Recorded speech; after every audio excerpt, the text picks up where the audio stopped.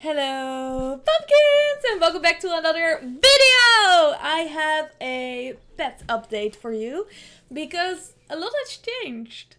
To be honest, like a lot has changed. We have a lot of new pets and we also have a pet death, which I will be talking about but before we get into that, get yourself a snack, get yourself a drink, make sure you're hydrated because you're amazing, you're lovely, and you deserve it. I don't know what those hand movements are, by the way. Anyways, please like and subscribe. It would mean the absolute world to me. I love the little community we have over here. Like I said, I will also be talking about pet death, but I will be saving that till the end of the video and I will be announcing that. So in case you are uncomfortable with talking about such hard subjects, I completely understand. I do want to do it because I feel like it's important to talk about those things because they're vulnerable, sensitive, and I want to talk about how I handle those things. So maybe, other people can also relate or, I don't know, find some sense of familiarity. Yeah. So at the end of the video, I will be talking about pet death and I will be announcing that properly. But let's focus on the newest things first. We have bunnies! We have bunnies! We have two bunnies. They're in my garden. I live in the Netherlands, by the way. It doesn't get that cold out here. So they will be fine. They're actually growing their fur already. But I adopted them from my sister because she couldn't care for them anymore. So I took on that responsibility, which I am completely fine with because they are lovely. You can probably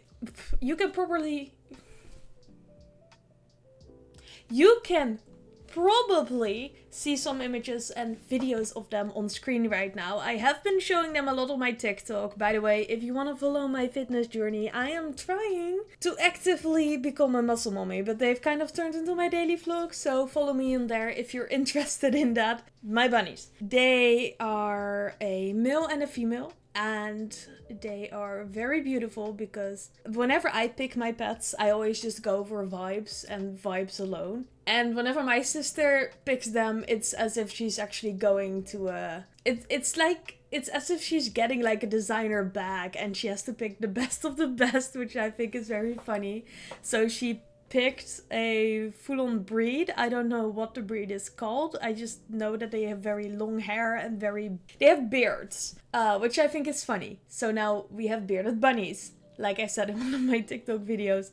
But they're bearded bunnies and the male is very, very shy and very anxious, but also like a sweetheart. But he's very soft and very tender and he will like tiptoe around things. It took me a while to actually get him to even approach me, but now he's actually jumping on my lap as well, playing with me, letting me pet him. So making big progress with that. Very proud of him. The female is actually the one that bonded with me first, as you may not have expected, which was also a surprise to me because whenever she was at in the care of my sister, she was the most standoffish and very spicy. Like she was a very spicy in the sense that she's also continuously riding the male, but also very spicy in the sense of like feisty. As in, she will fight you on everything. She will not approach you, she will run, and she is very, very determined to get things her way. So whenever it is evening and it is time for me to like lock them up because I want to keep them safe, of course, because responsible pet care is very important and I do not want them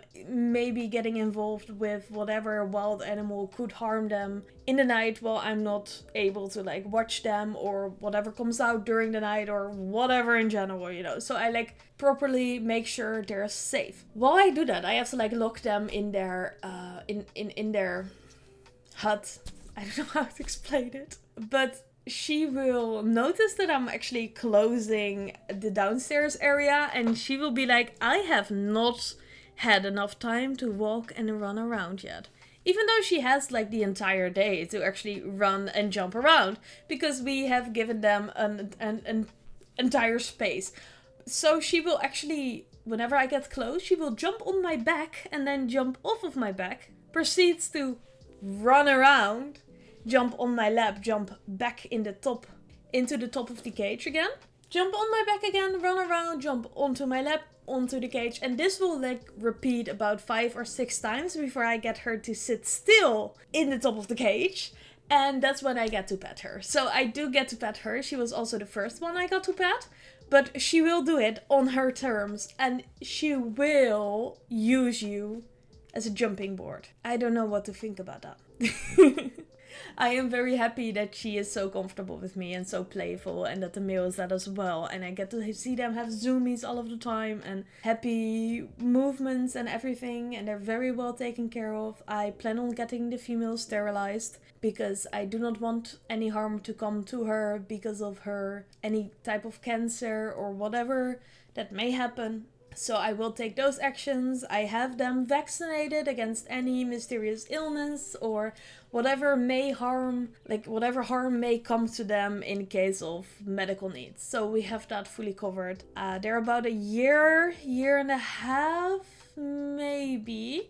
So they're still very young, and I'm very happy because they were tame in like a week or two, like fully friendly to me, not anxious anymore, and like willing to accept any pets. So I'm very happy with them. Their names are Momo for the female, which is an Avatar: The Last Airbender, and because some of you may know that I also have a rat called Appa, I basically have the bison and the flying monkey from Avatar: The Last Airbender. Even though in our house, Momo is so much bigger than Appa. Like, Appa is a tiny rat and Momo is a giant bunny.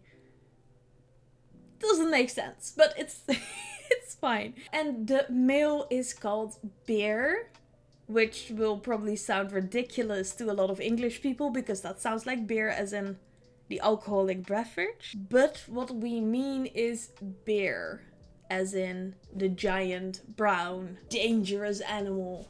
Because bear in Dutch is beer. I hope I explained that well. But in general, I just feel like it's funny if I keep calling him Bear, because then I just have a bunny that's named, that holds the name of an alcoholic bear. I don't know, man. It's fine. They're very happy. They're very lovely, and we take great care of them. They love eating vegetables and fruits from time to time. I do not give them too much because I know that's bad. They have a lot of hay and they are living their best life. But this does mean that you may start seeing them in some of my videos. So keep your eyes open for that. And then we will do a little update on my rats. We have a new rat and she is a little baby. And I will literally go and get her right now, so y'all can see. Here she is. Wait, can I show you? Ooh. Look at her. This is Mouse. She is the baby of the group right now.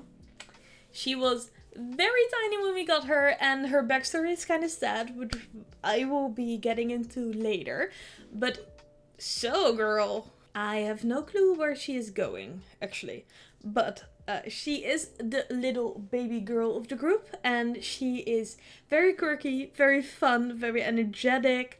She's still very young. Like, she's at the beginning of the puberty phase as we speak. When we got her, she was a baby. Very adorable. I love her so much. But she is also a bit of a crackhead. Because she has a little habit. Like, most of my rats will have boggly eyes whenever they're happy, so their eyes will bounce, and the normal thing. Mouse, whenever she gets excited, she doesn't use her teeth, she uses her tongue. Which means that she will stare at you, deadpanned, and just flip her tongue around inside of her mouth at you. Lick the air. Very determined. She's doing it right now. I can hear wet sounds behind me. But she does this very determined and just starts flicking it. And she's staring at you and you just think she is a little bit cray-cray. Aren't you, my girl? She also still is not used to sitting still on anybody. Look, did you see her mouth move? That was a little bit of the licking her lips. Or she's licking me, I guess. She also has this thing for toes. She will go after your feet. Whenever you have your feet anywhere on the couch or anywhere near her, she will actively hunt them down and bite as hard as she can into the tips of your toes. And she is merciless, ruthless, and she will absolutely destroy them. They are her enemy. She does not want to see them. They should not be existing, and we cannot let them be here. They're not allowed to exist unless she permits them to, and she doesn't. So she will hurt you with violence. Even though right now she looks like a very sweet little rat. With purple hair. I love her. I got her from a nest, but the thing was, she was unable to really get adopted for some reason, like nobody wanted her, so she was left as the last one and was left completely alone, which is not okay, but they weren't able to get new rats in time, so she would have had to wait about a week, and she was already there for half a week alone, or like a week alone, and they had to wait for another week until they could get new rats and keep her with them. So I don't know, that tugged at my heartstrings, because rats are very social, and she was 6 weeks or something, like between 4 and 6 weeks. Very little. Had little clue, like no clue about social stuff and stuff. You could see her be in distress the entire time. Like she would be hiding, anxious about any movement, any touch, any interactions. And she would show very depressed signs. Baby girl, what are we doing? She's being very happy. So she was like a very, very soft rat, very anxious, very scared, just trembling. And I decided, even though I had no clue if she would be a good match for me, because I couldn't hold her and she didn't seem like she wanted to meet me at all, which I respect because she was very scared being all by herself. But what I do is I always bring the carrier and I make sure my rats are in there for about like 15 minutes before... Pardon you? She's whispering secrets to me about everything she has done in her past life. Horrible things. Anyways, so I bring my carrier and make sure that my other rats have been in it. So whatever rat I am usually choosing, they can send my rats and see if they actually enjoy the group send. Because if they enjoy the group send, the chance is very likely that they will actually do well in the introduction. She is so happy. I don't think y'all can hear those sounds, but she's for once using her teeth actually. Wait, can you do it? No. The microphone is very scary. Okay, she stopped. She's now frozen. So I get them to check out the carrier, and the moment she smelled the carrier, she immediately crawled inside looking for the other rats. And that's when I just kind of knew that she was very desperate for a group and very desperate to meet other rats. So I decided to get her. And I took her home and I placed her in my spare cage, which I have 3 cages around the house for both introduction reasons and just spare things in case anything happens or emergencies happen, or I have a new rat that I can just throw in the group immediately, because you should never do that.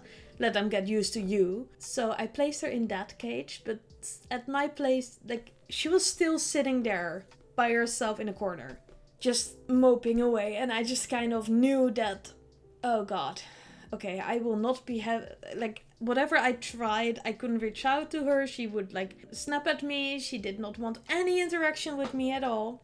And I just knew that I would have to place my other rats next to her immediately, so she could at least see them. So she would know what we are working towards and that she is not going to be alone and unsavable forever. So I did that. I placed them next to her cage, kept enough space so no tails and no other things would get trapped and maybe bitten or whatever accidents. And the moment I put my rats there, she just like ran and jumped onto the... She's very excited about me telling this story. She just ran and jumped onto the the side of the cage and just immediately wanted to like pry through it and just get to the other rats. And that's how I knew this was gonna be a proper fast introduction again. Like, I have had no introduction last longer than a day because of my methods. If y'all want me to actually make a video about how to do an introduction between rats, I will. So just let me know in the comments. I will absolutely do that. I will absolutely provide it the next time I need to add another rat or two to my pile of rats. My rat king. Not a rat king, they're not tied. I hope. And I hope that never happens as well. So I managed to actually introduce her the next day because I felt like she was ready. We needed it. Like, she needed it. And she was very willing to go along with it. They had some trouble because their older alpha wasn't there anymore, which I will talk about in a second. So Munchkin is my new alpha, actually. And Munchkin is a lot less chill and oh my god, she's eye-boggling. Girl, so happy you're excited about this. Look at her. Gosh, I love her. But Munchkin, okay, yeah, Munchkin. Lost my train of thought because of the cuteness overload over there. Munchkin is my giant ass alpha who is very aggressive the moment you even hold a finger near any sides of the cage that isn't just a gate. She will bite. And bite hard until you bleed. She luckily treats the other rats very well, but she's very protective over them. But the moment I handle her, she's the biggest sweetheart you will have ever met. Just, she's kind of territorial. So I was worried about how that would go. But Pew Pew and Appa were the ones that had a lot of fuzz around this baby. And Munchkin was actually the one that just immediately accepted her presence and was like, yeah, you're my child now, actually. So Munchkin is actually raising our little mouse over here. So Munchkin and Mouse are kind of a mom and daughter duo. Which is really funny because Mouse is the smallest fucking rat I have. And then Munchkin is this gigantinormous other rat. And they're just always sleeping. And then you just see like Mouse splayed out on top of Munchkin. But she doesn't even cover like 25% of her. That's how big Munchkin is, which I just love. And I love that Mouse was able to actually find her place. And she plays around with the other little rats I have. You guys saw them. Thank you for licking my neck. You guys saw them in the other video, Keiki and Mort. She's kind of in the same age range. So they just kind of run around, play together while the other ones are up.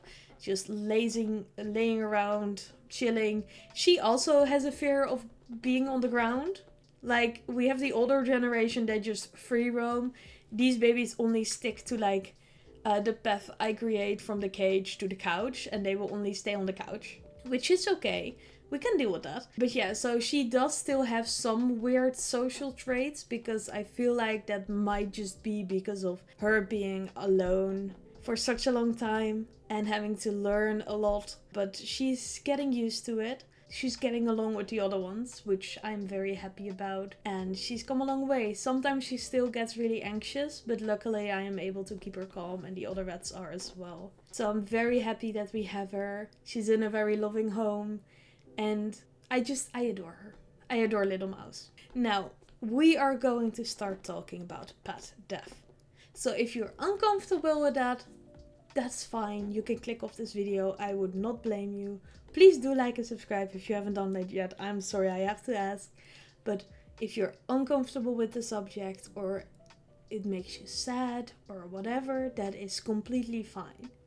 But as a lot of you may know, one of my very first rats I got with my boyfriend, we got two of them. We got Ram and Rem. Rem was the eldest. She turned about 3 years old. Very old for a rat, like very old for a rat. But eventually she was starting to get weaker. I could notice that she was just in general getting very old. We had some other health issues. Of course, we kept taking her to the vet. But she had a lot of other health issues. She was very vulnerable. And eventually she started to, what many rats do, grow a tumor. And we weren't able to find the tumor until it was kind of too late, sadly enough. The thing had grown so huge that it had basically made her immobile in one of her legs, and that's when we actually found it. It had a growth spurt overnight, because I check my animals every single day, like all over. I want to make sure they're completely fine, and whenever there's any type of health crisis, I pick up on them immediately. What I do is I actually take account of their age, of their discomfort levels, and in general, I want to make the best decision for their well-being. I called with the doctors. They basically told me that if they were to operate on her, and because she was already really fragile and really old and has had so many health issues in the last, well, literally she had a lot of health issues in like a month, that there was a big chance that the operation wouldn't go well through properly. And that left me with either the decision to... Why is the hamster cage still open? Hello? Sorry for the interruption, but that left us with the decision to either put her to rest, put her down, or wait it out. And I can't really explain it, but with my animals, I always have a feeling of how they are either going to die or want to die. I have no clue if this makes sense in any way, or if anybody else also has this, but yeah. And with her, I felt like she didn't want to be put down. She wanted to go at her own time. And that... Oh my god, look who's waking up. Harry.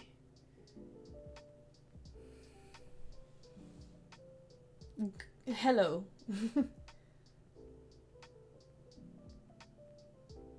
He looks so sleepy, what the hell? Okay. He just randomly popped up.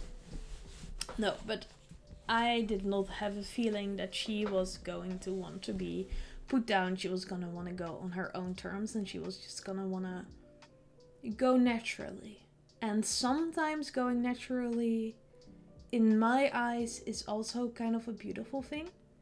Because death has always been natural. Death has always been a thing. And as long as the animal isn't in active pain or agony, I feel like going naturally is also a good option for a rat.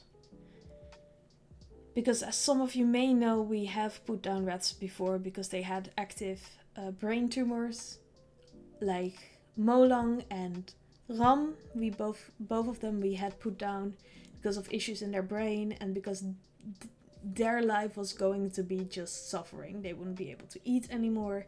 They would start getting aggressive. They couldn't be with the pack because of that. They, at some point, Ram had this, not Molang. She also would turn on me. So because of those reasons, I knew it was time to actually put them down.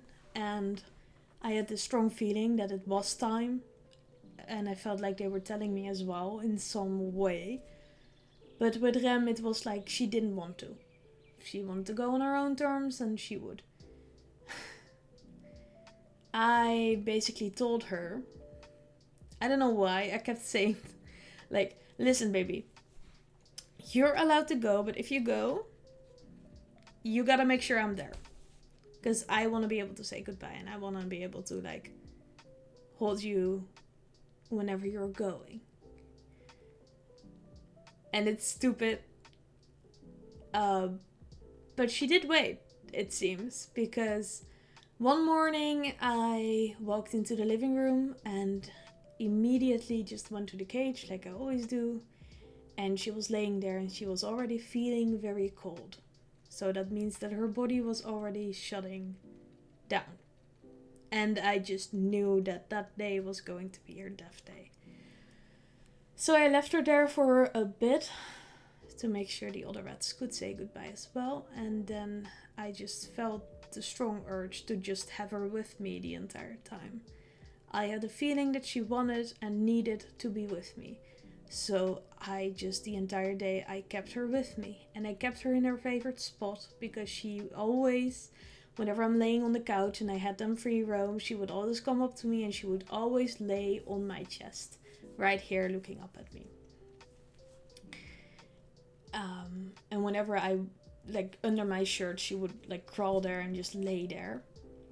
So I put her right there, made sure she was comfortable. I could feel her, like, physically relax when I did that. She stayed there for many hours. At some point we did take her outside to let her experience the garden again, because she always liked being out there and she was the only rat we could actually trust being out there. So I took her outside, I let her experience the beautiful nature again, and then put her back. And I just knew that that would be the last time I would be putting her back. And moments later, I just, like, told Chester, this will happen in about 15 minutes. I have a feeling that in 15 minutes she will be gone. And moments later, I can feel her physically stretch out, get more comfortable, nuzzle into me further. Before it just feels like she just twitches a little bit and then there's nothing left. Like it was as if she just got lighter. And in that moment I just knew she was gone, and she was. It was as if I felt her go, but she went in her favorite spot in a very beautiful way, in the way I felt she wanted. And so I'm at peace with that, and that's how she died. She was a wonderful rat to have. She was very loving, very, very slow, and I am happy that I got to have her in my life. And when she did die, Jess and I always just process it together. We put her back in the cage with the other rats like we always do, so they can say their goodbyes. Then we make a coffin for her, a casket, and we put in a note that I personally write for the rat or for the pet that died. I will put in memories, and I will put in my goodbyes and my appreciation for them having me as their owner. And I will put in a mold. This is very specific. I always make a mold of their nose and their hands when they're dead, because I don't want them to do this while they're alive. But I will make a mold of their nose and their paws and their tail. So I always have a piece of them left. I also take some of their fur into a little bottle so I can still smell them. That sounds weird, but like I can still pet them kinda and smell them, and I have a little momentum of them. I will get their prints, but there's always some clay left, and with the clay that's left I make a mold of my hand and I put that into the casket along with snacks, stuffs. If they had a favorite toy, I will put that in there as well. And then I will lay the rat on top of my palm, like on top of my palm print, and I will bury them in the garden. And we have a specific space for pet burials, so she is actually laying next to her sister again, which I think is very beautiful, and I'm happy that they're together again. I still have a rat that's licking my neck. So yeah, that is the end of Rem's story, and kind of the beginning of Mouse's story, because a day later I went to the pet store because I needed to get stuff, and that's when I found her by herself.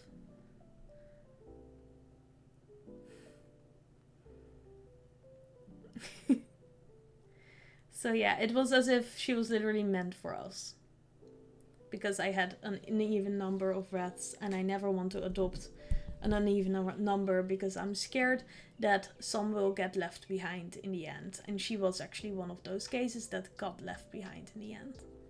So we got her added to our group, and now we have a group of 6 again. So now we have a hamster, which you saw, we have 6 rats, and we have 2 bunnies, which is 9 pets in total. If you count Chester, my boyfriend, we're at 10. Also, why would you do that? I forgot to give you the last update. It's about Pew Pew and her health. Oh, Pew Pew is one of my oldest rats. She is my oldest rat right now. Like, she was half a year younger than Rem. So she is actually a month from being 3 years old. And she is gorgeous. Look at her. My little baby. She's a brown rat, which makes her look like an actual wild rat, and I love her.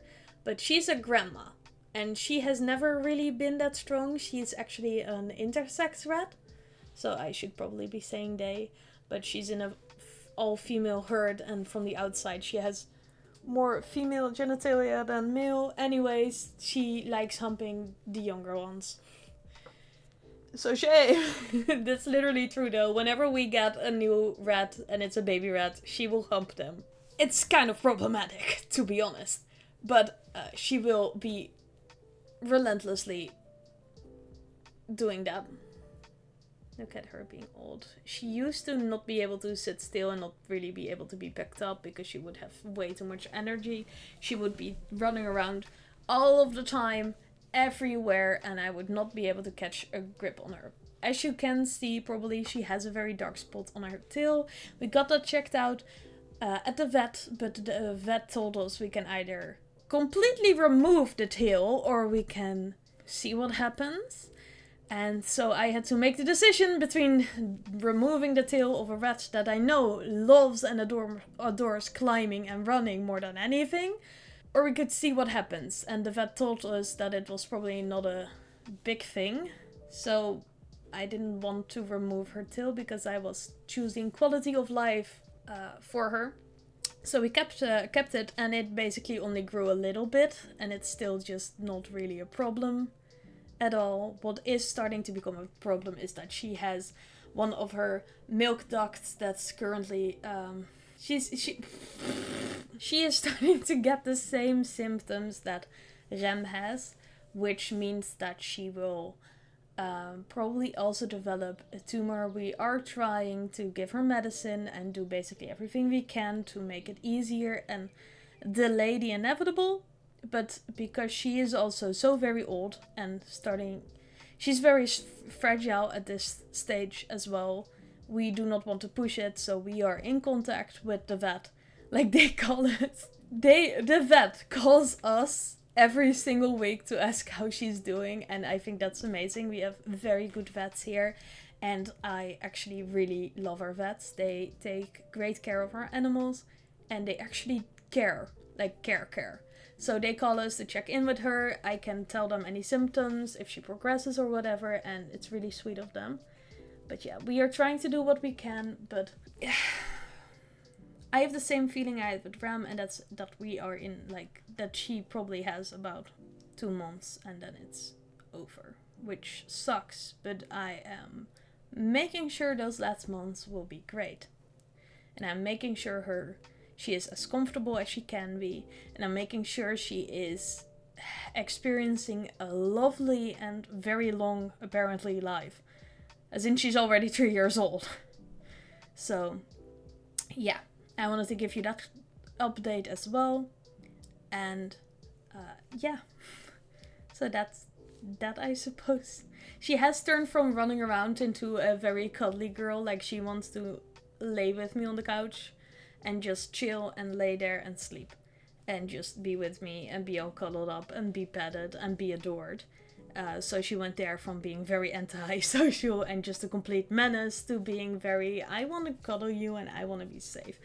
So real grandma behavior, and we love her for it. She has a very small little bald spot on her nose as well. That she doesn't seem to age, and we kind of think it's because of her intersexuality. But the only thing that really changed is that she's become a little bit grey, and then she has this bald spot on her nose. We love it. And I love her.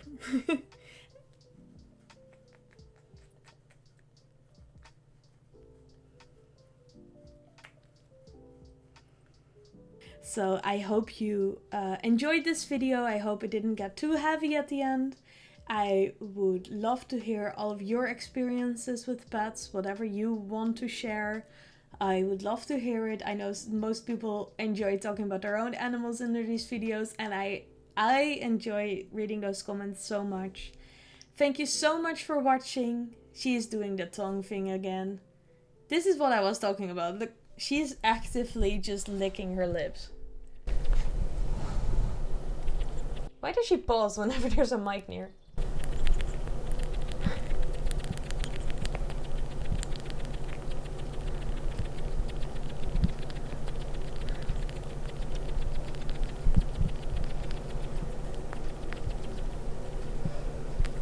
She has a lot to say. Okay, yeah, climb down. But thank you for watching. Please like and subscribe. It means the absolute world to me. And I'll see y'all in another video. Woo!